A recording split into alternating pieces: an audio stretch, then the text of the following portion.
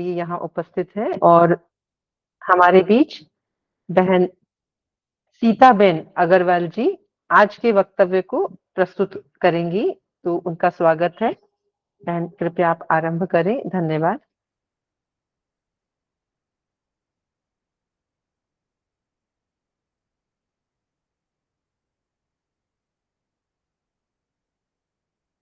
Mic. बिना mic के बोलना शुरू कर दिया जी। ओम। आदरणीय गुरु जी, संस्थापक महोदय जी, महोदया जी, महोदय जी, डॉक्टर संध्या महोदया जी, रिया महोदया जी, बेला महोदया जी, सभी गुरुजनों को मेरा सादर प्रणाम। सभा में उपस्थित सभी विद्वत जनों को भी मेरा प्रणाम। मेरा आज का विषय है दर्शनों का आध्यात्मिक एवं व्यवहारिक महत्व। वैदिक वाङ्मय में दर्शनों का अपना विशेष महत्व है। इनसे ईश्वर, जीव, प्रकृति, मन, बुद्धि, अहंकार, इंद्रियां आदि के जो सूक्ष्म विषय हैं उनका ज्ञान होता है। वैदिक दर्शनों में ऋषियों ने भोगवाद तथा त्यागवाद दोनों की उपयोगिता बतलाकर समन्वयवाद की स्थापना की है। मानव ने इस संसार में रहते हुए सांसारिक सुखों का भी उपभोग करना है और जीवन के प्रमुख और अंतिम लक्ष्य परमानंद मोक्ष को भी प्राप्त करना है, अर्थात संसार को जीवन पर्यंत भोगना भी है और अंत में त्यागना भी है। भोगते समय इसमें आसक्ति नहीं और त्यागते समय मोह नहीं, अर्थात भोग त्याग पूर्वक हो। तेन त्यक्तेन भुंजीता, त्याग करके भोग करें। अच्छा, तो यह कैसे संभव हो सकता है? यह वैदिक आस्तिक दर्शनों में सरल और व्यवहारिक ढंग से ऋषियों ने समझाया है, जिसे अपनाकर ही मनुष्य महान बन सकता है। प्रायः आज मानव अपने इस मार्ग से भटक गया है।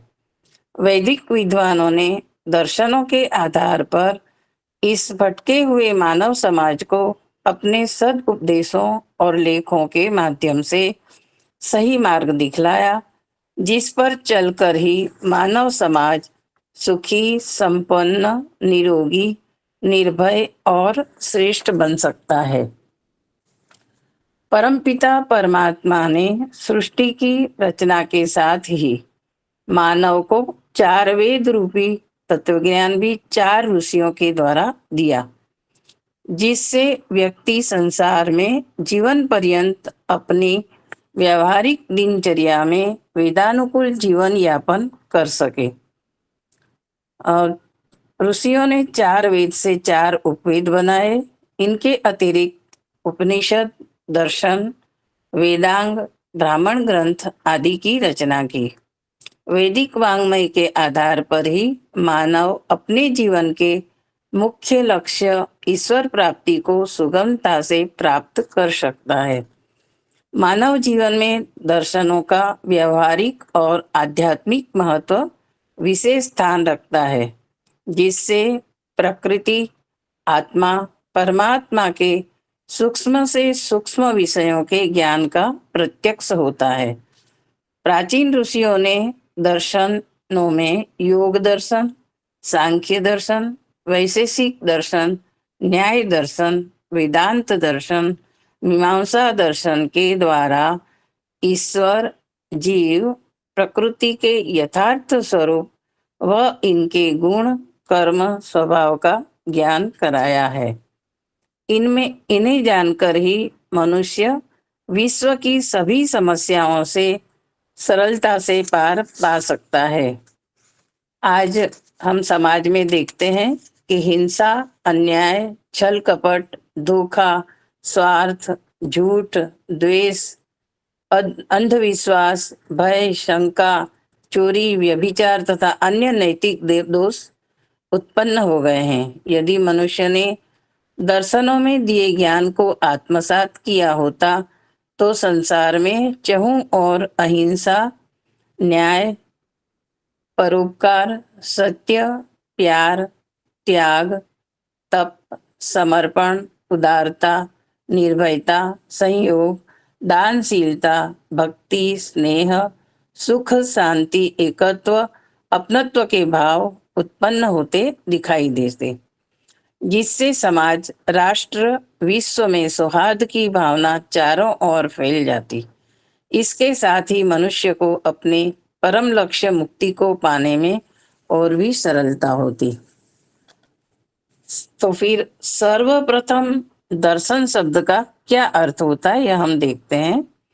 दार्शनिक विद्वानों में दर्शन शब्द की परिभाषा निम्न प्रकार से की है।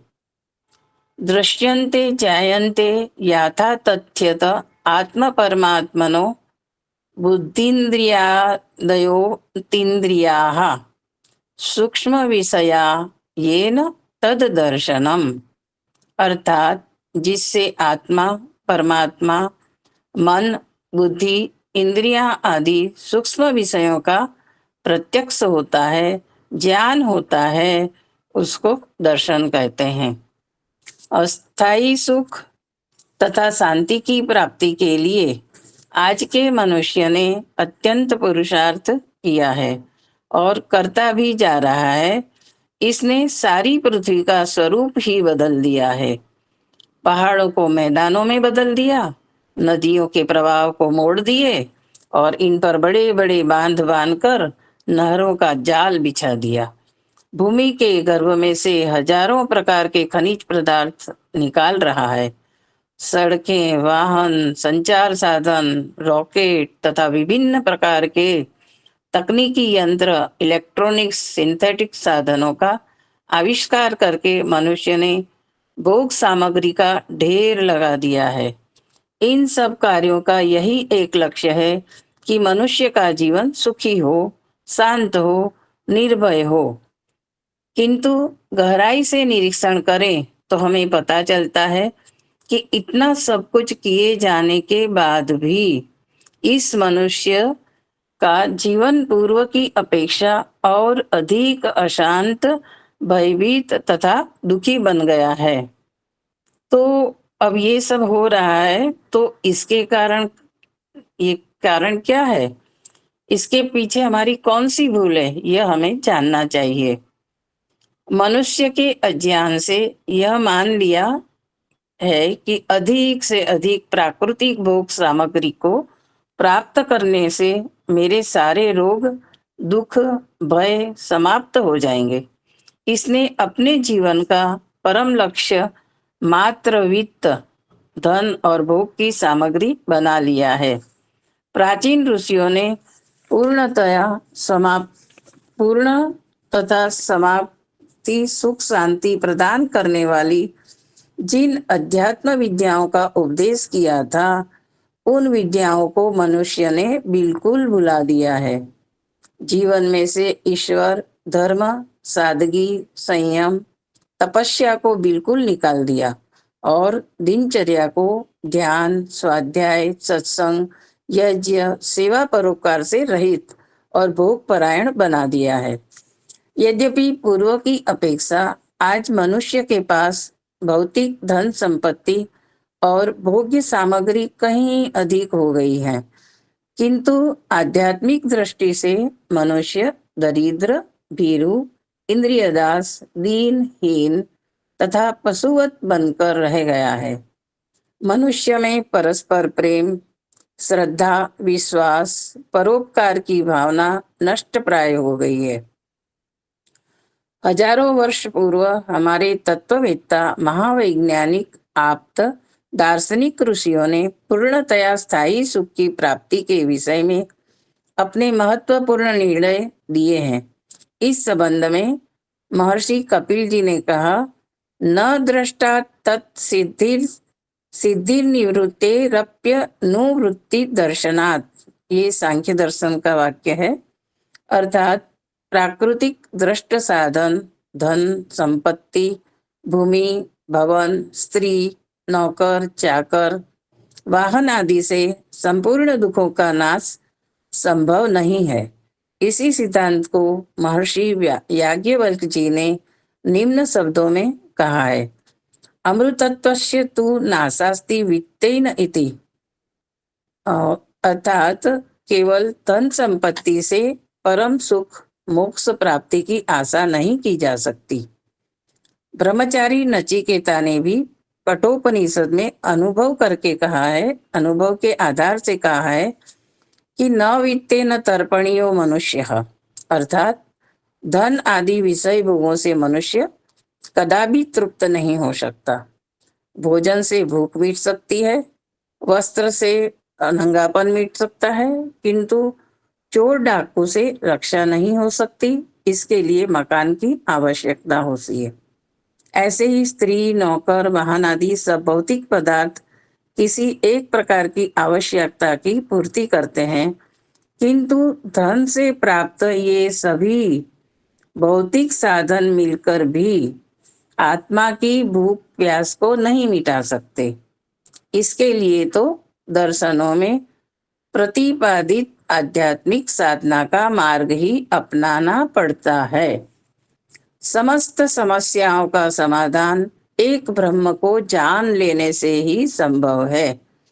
इस सिद्धांत के अनुसार ही महर्षि व्यास जी ने अपने ग्रंथ वेदांत दर्शन का प्रथम सूत्र अर्थात तो ब्रह्म जिज्ञासा में कहा है, मनुष्य ने चाहे कितनी ही भाषाओं, विद्याओं, कलाओं को सीख लिया हो, कितनी ही उपाधियां, यश, प्रतिष्ठा, धन, ऐश्वर्य को क्यों न प्राप्त कर लिया हो, जीवन पथ पर रोग, अभाव, विश्वासघात, हानि, वियोग, अपमान, अन्याय से संबंधित दुख आ ही जाते हैं। ऐसी प्रतिकूल परिस्थिति में मनुष्य चिंतित, निराश एवं अशांत हो जाता है। सारी आशाएं व कल्पनाएं नष्ट हो जाती हैं। सब कुछ अंधकारमय दिखाई देता है। घटनाओं से संबंधित विचारों पर नियंत्रण न रख पाने के कारण मनुष्य अत्यंत क्षुब्ध अथवा पागल सा हो जाता है। कोई भी समाधान न प्राप्त कर सकने के कारण उत्पन्न हुए महादुख से बचने के लिए वह कुएं में गिरकर विष खाकर, गाड़ी के नीचे आकर, फांसी के फंदे पर लटककर या किसी भी प्रकार से जीवन को समाप्त कर लेता है, अथवा क्रोध के वशीभूत होकर दूसरों का अनिष्ट कर देता है। फिर चाहे परिणाम स्वरूप जीवन भर पश्चाताप की अग्नि में क्यों न जलना पड़े या जेल के बंधन का जीवन क्यों न काटना पड़े, पर उस अवस्था में उसको कोई भान नहीं रहता है। तो ऐसी अवस्था में यदि व्यक्ति अपने मन में उठने वाले इन प्रतिकूल विचारों को रोकने में समर्थ हो जाए, अथवा इन विचारों से प्रभावित न हो, अथवा इन समस्याओं का यथोचित समाधान निकाल ले, तो वह उपर्युक्त सभी अनर्थों से बच सकता है। काम, क्रोध, लोभ, मोह, अहंकार, ईर्ष्या, द्वेष आदि मानसिक रोग हैं। इनका समाधान धन संपत्ति से कदापि नहीं हो सकता। इन सब रोगों का समाधान तो आत्मा परमात्मा संबंधी अध्यात्म विद्या को पढ़ समझकर और व्यवहार में लाने से ही संभव है। मनुष्यों के कल्याणार्थ इन अध्यात्म विद्याओं का वर्णन हमारे पूज्य ऋषियों ने अपने दर्शनों में विस्तार से किया है। सूक्ष्मता से निरीक्षण किया जाए तो पता चलता है कि दर्शनों में वर्णित आत्मा परमात्मा के यथार्थ स्वरूप, उनके गुण, कर्म, स्वभाव का ज्ञान न होने के कारण ही संपूर्ण मानव समाज में आज हिंसा, झूठ, छल, कपट, चोरी तथा अन्य नैतिक दोष उत्पन्न हो गए हैं। यदि मनुष्य शरीर, मन, इंद्रिय के पीछे इन सब की नियंत्रक चेतन शक्ति आत्मा को तथा दृश्यमान विशाल ब्रह्मांड के पीछे विद्यमान अदृश्य नियंत्रक चेतन शक्ति परमात्मा को जान ले, तो विश्व की सारी समस्याएं सरलता से दूर हो सकती है। इन दोनों शक्तियों को जाने बिना अथवा गलत रूप में जानकर उपर्युक्त समस्याओं का चाहे अन्य कोई भी समाधान मनुष्य निकाले, पर वह अपूर्ण ही रहेगा। समस्त दर्शनों की अध्यात्म विद्याओं का सार हम एक ही वाक्य में जानना चाहें तो महर्षि याज्ञवल्क्य की इस पंक्ति को जान लेना पर्याप्त होगा। आत्मा वा अरे द्रष्टव्य, श्रोतव्यो, मंतव्यो, निधिध्यासितव्यो मैत्रेयात्मनो वा अरे दर्शनेन श्रवणेन मत्या विज्ञानेद सर्वविदितम। बृहदारण्यक उपनिषद का मंत्र है। अर्थात आत्मा को ही जानना चाहिए, उसकी चर्चा व्याख्यान सुनना चाहिए, उस पर मनन चिंतन करना चाहिए, उसका ही विशेष ध्यान करना चाहिए। आत्मा के दर्शन ज्ञान से, उपदेश सुनने से, मनन करने से, पूर्णतया जान लेने से यह सर्व चराचर जगत ज्ञात हो जाता है और सब कुछ हमें प्राप्त हो जाता है। वैदिक काल में मन इंद्रियों को रोककर आत्म साक्षात्कार करने की इस क्रिया का इतना अधिक महत्व था कि 5 वर्ष का छोटा सा बालक जब गुरुकुल में पढ़ने जाता था, तब से ही आचार्य उसे प्रातःकाल ब्रह्म मुहूर्त से उठाकर एकांत स्थान, शांत स्थान में बिठाकर, आसन लगवाकर, आंखें बंद करवाकर प्राणायाम, प्रत्याहार, धारणा, ध्यान, समाधि लगाने जैसी सूक्ष्म क्रियाएं सिखाना प्रारंभ कर देता था। ऐसा ही ऋषि मुनि लोग स्वयं भी किया करते थे। यह क्रिया मृत्यु पर्यंत चलती रहती थी, चाहे वह अभ्यासी किसी भी आश्रम में क्यों न हो, किसी भी व्यवसाय को क्यों न करता हो, यानी कि हर एक मनुष्य ये सब करता ही था पहले। दर्शनों में इस क्रिया को योग समाधि उपासना नाम से कहा गया है। जीवात्मा चेतन है, ज्ञानी है, करता है। मन आदि का चालक है, मन जड़ है। जीवात्मा प्रत्येक क्षण अपनी इच्छा से ही जड़ मन को प्रेरित करके किसी न किसी वस्तु के विषय में चिंतन ज्ञान करता ही रहता है। मन के इस व्यापार कार्य के लिए दर्शनों में वृत्ति शब्द का प्रयोग हुआ है। मन की बाह्य और आंतरिक विषयों से संबंधित वृत्तियों को रोक देना ही योग है। योगश्चित वृत्ति निरोध योग दर्शन का वाक्य है। यही बात महर्षि कणाद जी ने अपने शब्दों में इस प्रकार कही है। तदनारंभ आत्मस्थे मनसी शरीरस्य दुखाभाव स योग। अर्थात जो मनुष्य अपने मन को समस्त सांसारिक विषयों से हटाकर आत्मा परमात्मा में स्थित कर लेता है, तब वह समस्त शारीरिक मानसिक दुखों से रहित हो जाता है। इसे ही योग कहते हैं। आज मैंने इतना ही तैयार किया है और जो भी भूल है गुरुजी दर्शन कराएंगे और मार्गदर्शन करेंगे मेरा। बहुत बहुत धन्यवाद आदरणीय बहन सीता बहन जी। और इतने कम समय में गुरुकुल क्रांति से जुड़कर जो आपने उन्नति की है, जो बातों को समझा है और इतने अच्छे ढंग से आपने प्रस्तुतिकरण भी किया, इतनी सारगर्भित बातों को आपने बताया, विभिन्न उपनिषद दर्शनों के उद्धरण भी प्रस्तुत किए, इतना सुंदर तैयारी आपने की, उसके लिए मैं पूरी सभा की ओर से आपको बहुत धन्यवाद और बहुत आपका अभिनंदन करता हूं।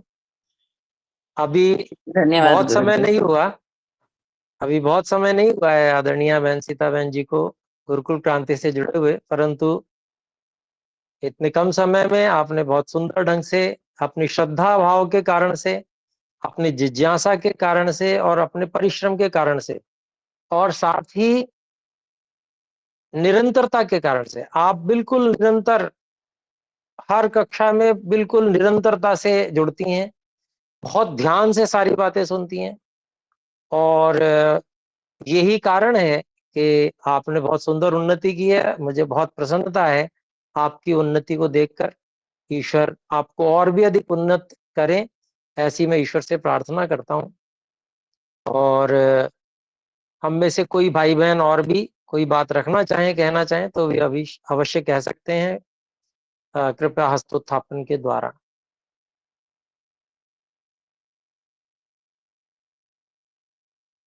तो मैं अंत में यही बात कहना चाहूंगा, गुरुकुल क्रांति का यह उद्देश्य है कि ऐसे गृहस्थ में जो लोग हैं और जो वानप्रस्थ की अवस्था के हैं, ऐसे भाई बहनों को विद्वान विदुषी के रूप में तैयार किया जाए और वो अपने घर को गुरुकुल बनाएं, आसपास के बच्चों को अपने पास बुलाकर उनको संस्कारित करें। और ऐसा करने से समाज में बहुत बड़ा परिवर्तन आ सकता है। और जो इस आर्ष विद्या से एक बहुत बड़ा भाग, जो गृहस्थ वाला भाग छूटा हुआ था, केवल ब्रह्मचारियों पे कार्य चल रहा था, यद्यपि ब्रह्मचारी भी गृहस्थ में जाते हैं लेकिन उनकी संख्या बहुत अधिक नहीं होती है। अधिकतम जो आजकल स्कूलों में पढ़ के फिर गृहस्थी बन रहे हैं और वो बिल्कुल आर्ष विद्या से अछूते हैं, इसी कारण से उनको महत्व भी पता नहीं है। तो वे जब आर्ष विद्या से परिचित होंगे, उसको थोड़ा पढ़ेंगे, तो उनको उसकी सामर्थ्य को पहचानने का अवसर मिलेगा। ऐसी भावना से गुरुकुल क्रांति जो गृहस्थियों के लिए ये ऑनलाइन कक्षाएं लगा रहे हैं, क्योंकि गृहस्थी लोग गुरुकुल नहीं जा पाए और अब भी उनके पास अवसर नहीं है क्योंकि गृहस्थ के कार्य बहुत है, लेकिन वो आधा घंटा 1 घंटा ऐसा समय निकाल सकते हैं जो ऑनलाइन स्तर पे वे पढ़ पाए। तो ऐसा अपने लोग यहाँ पर गुरुकुल क्रांति के अंतर्गत प्रयास कर रहे हैं। साथ ही यही भाई बहन अनेक प्रदेशों में प्रदेश प्रमुख की भूमिका भी निभा रहे हैं, थोड़ा थोड़ा संगठन विस्तार का कार्य भी प्रयास पूर्वक करते हैं और संगठन विस्तार के द्वारा जो जो भाई बहन जुड़ते हैं, वे भाई बहन भी फिर कक्षाओं से जुड़कर और संस्कारित होते हैं और विद्वान विदुषी बढ़ने की ओर अग्रसर हो जाते हैं। उनमें भी रुचि जग जाती है, उनमें भी विद्वान विदुषी बनने की एक इच्छा प्रबल हो जाती है। जो ये वेद विद्या है, ऋषियों की विद्या है, ये ऐसी अद्भुत है कि जो भी इसको पढ़ता है वो निश्चित रूप से इस विद्या का दीवाना हो जाता है। अर्थात ये विद्या ऐसी है कि इस विद्या के सामने अब अन्य सभी जो लौकिक सांसारिक हैं, वो विद्याएं फीकी पड़ जाती हैं। तो ये इतनी सुंदर, इतनी जबरदस्त विद्या है और ये विद्या वास्तव में आत्मिक शांति देने वाली है। व्यक्ति अनेक प्रकार के जो आधुनिक शिक्षा इत्यादि को प्राप्त करके अशांत है, दुखी है, ऐसा आदरणीय सीता बहन ने भी रखी बात अपने वक्तव्य में, बिल्कुल सत्य बात है। लेकिन यह जो ऋषियों की विद्या है, वेद की विद्या है, ये व्यक्ति को शांत करने वाली है, व्यक्ति के तनाव को समाप्त करने वाली है, व्यक्ति को आनंद से भर देने वाली है। तो इस विद्या का प्रचार हो, हर व्यक्ति इस बात के महत्व को समझने लगे, जन जन में आर्ष विद्या के महत्व का प्रतिपादन हो, गुरुकुल के महत्व का प्रतिपादन हो, हर व्यक्ति ये चाहने लगे कि गुरुकुल शिक्षा सर्वत्र होनी चाहिए, आर्ष विद्या, वेद की विद्या सर्वत्र होनी चाहिए। इस उद्देश्य को लेकर गुरुकुल क्रांति कार्य कर रहा है। तो इसमें हम सब लोग भाई बहन जो हैं मिलकर प्रयास कर रहे हैं अपने अपने स्तर पर। शाम को इस आधे घंटे के लिए हम आपस में मिलते हैं। हम में से एक भाई बहन कुछ विषय पर चर्चा रखते हैं, हम लोग बातचीत करते हैं और एक दूसरे की बात सुनते हैं, प्रश्न करते हैं, उत्तर करते हैं। और इसके माध्यम से ये इतना सुंदर माध्यम ईश्वर की कृपा से हमें मिल गया कि हम भले ही कभी मिले ना हों, दूर दूर कितने भी हों, परंतु जब हम आपस में नहीं भी मिले होते हैं, लेकिन हमें ऐसा लगता है जैसे हम पता नहीं कब से एक दूसरे को जानते हैं। और ये इतनी सुंदर विधा जो प्राप्त हुई है, वास्तव में ये अच्छी हमारे लिए सौभाग्य का विषय है। परंतु वास्तविकता ये है कि ये जो इंटरनेट वगैरह है, ये हमेशा के लिए स्थायी नहीं है। अपने लोगों को स्थानीय स्तर पर कार्यों का विस्तार करना है, विद्वान विदुषी बनने के लिए शीघ्रातिशीघ्र प्रयत्न करना है और स्थानीय स्तर पे अपने अपने घरों में ही इस प्रकार की गुरुकुल शिक्षा प्रणाली का विकास करना है। उसमें हमें आरंभ में जो भी भाई बहन, बच्चे, युवा जो भी मिले, वो आधे घंटे, एक घंटे हमारे पास आके हमसे पढ़ें, ऐसा अपने लोगों को प्रयास करना है। लोगों को उसका महत्व बताना है, जिससे कि ये पढ़ने और पढ़ाने की परंपरा प्रारंभ हो जाए। अर्थात निस्वार्थ, बिना किसी लाभ की इच्छा के हम पढ़ाते हैं, लेकिन हम लाभान्वित होते हैं। हमको हमारी विद्या बढ़ जाती है। विद्या धन ही एक ऐसा धन है जो देने से और अधिक बढ़ता है। तो ये जो परंपरा है विद्या को समुन्नत करने की, विद्या की वृद्धि करने की, ये परंपरा समाज में फैलनी चाहिए और इसी से फिर गुरुकुल शिक्षा प्रणाली चल जाएगी। क्यों? क्योंकि पहले जो गुरुकुल होते थे वो आचार्य कुल हुआ करते थे, वो कोई संस्थाएं नहीं होती थी, वो आचार्य का घर ही हुआ करता था, जहां पर वो बहुत अपने बच्चों को आचार्य, अन्य किसी आचार्य के यहाँ भेजा करते थे और अन्य बच्चों को वो अपने यहाँ रखा करते थे। उनके लिए सब व्यवस्था, भोजन, अन्नपान, स्थान, निवास, वस्त्र, ये सब जो है समाज मिलकर करता था। समाज से भिक्षा ले लिया करते थे और पठन पाठन के कार्य को मुख्य रखकर वहां पर विद्वान विदुषियों का निर्माण का कार्य अलग अलग, माताएं बहनें अलग और पुरुष अलग, इस प्रकार से विद्वान और विदुषियों का निर्माण किया करते थे। तो ये भारत देश जो था वो शांत, प्रसन्न, सुसमृद्ध और विश्वगुरु हुआ करता था। तो ऐसी परंपरा जब हम घर घर में चलाएंगे, हमारे घरों में कक्षाएं चलनी शुरू हो जाएंगी, भले उसमें प्रारंभ में गृहस्थी लोग आए, आस पड़ोस के लोग आए, कुछ बच्चे आए, लेकिन यही परंपरा, जो गुरुकुल परंपरा जब हमारे परिवारों में चलेगी, स्थानीय रूप से चलेगी, तभी हम उस गुरुकुल शिक्षा प्रणाली को पुनर्जीवित कर पाएंगे। और ये इतनी सहज होनी चाहिए कि उसके लिए हमें कुछ सोचना ना पड़े कि हमें कितनी व्यवस्थाएं करनी पड़ेंगी, कौन सी संस्था होगी, उसमें कौन प्रधान होगा, वगैरह वगैरह। ये सब संस्थाओं की बातें अलग हैं। कोई संस्था मिलकर कार्य करती है तो बहुत अच्छी बात है, परंतु ये कार्य, गुरुकुल का कार्य, इतनी सहजता से होना चाहिए कि ये हर व्यक्ति के परिवार में हर परिवार में आरंभ हो जाए और गुरुकुलों की गणना ही नहीं कोई रहे। इतने गुरुकुल हो जाएं, फिर इसको नष्ट करने वाले भी आश्चर्यचकित हो जाएंगे कि हमने जिसे नष्ट किया था वो फिर से फल फूल रहा है। तो ये हम अपने मनों में संकल्प लें, हम पहले योग्यता बनाएंगे कम से कम एक विषय की, और फिर हम अपने घर में ही गुरुकुल खोल लेंगे। इधर हम पढ़ते भी जाएंगे और पढ़ाते भी जाएंगे। यही गुरुकुल शिक्षा प्रणाली की विशेषता है। तो बहुत बहुत धन्यवाद पुनः करता हुआ आदरणीय सीता बहन जी का, और आप सभी भाई बहनों का भी बहुत बहुत धन्यवाद करता हुआ मैं आज की सभा को विराम की ओर ले चलता हूं। कुछ थोड़ा सा समय अधिक हुआ, उसके लिए क्षमा चाहता हूं। तो परमात्मा से प्रार्थना है कि हम सबको इस मार्ग पर सुदृढ़ करें, जिससे हमारा राष्ट्र और फिर सारा विश्व ही वेदमय हो जाए, आर्षमय हो जाए। ऐसी हम ईश्वर से प्रार्थना करते हैं। आइए मिलकर परमात्मा के मुख्य निज नाम ओम का हम सब मिलकर उच्चारण